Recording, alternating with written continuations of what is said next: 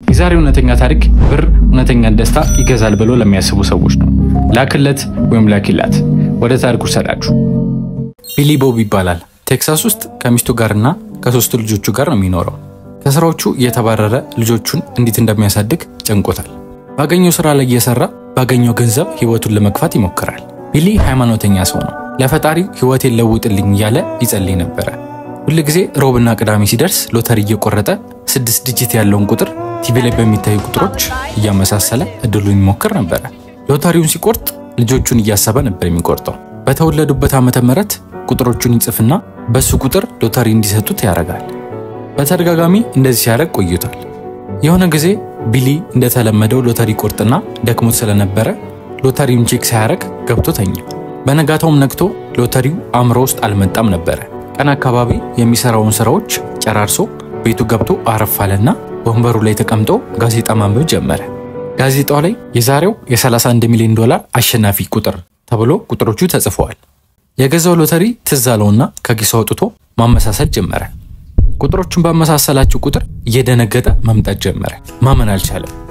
የሱ ሎተሪና ጋዜጣው ላይ የተጻፉ ቁጥሮች ተመሳሳይ ናቸው። ደስ አለውና ሄዶ ለሚስቱ ነገራት።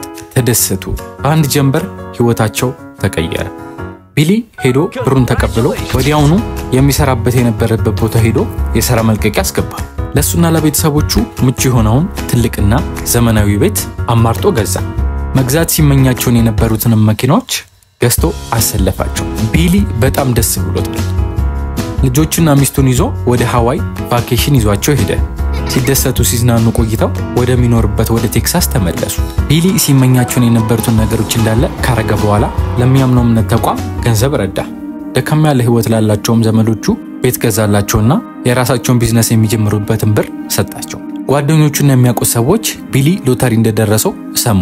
ቤቱን አፈላልገው መተው የሆነች ያሰብኳት ነገር ነበረችና ብር ጎልኝ ነው አበድረኝ እያሉ ይጠይቁታል። እሱም እምቢ ማይል ሰው ስለነበረ እያወጣ ይሰጣቸዋል። ስልኩ ያለማቋረጥ መጥራት ጀመረ። ደውለውለት የሚያውቁ ሰዎች መደወል ጀመሩ። ቢሊ መጨናነቅ ጀመረ። የስልኩን ስልክ ቁጥር ቀየረው። ቢሆንም ግን ስልኩን አፈላልገው እያገኙ እየደወሉ ገንዘብ ይጠይቁታል።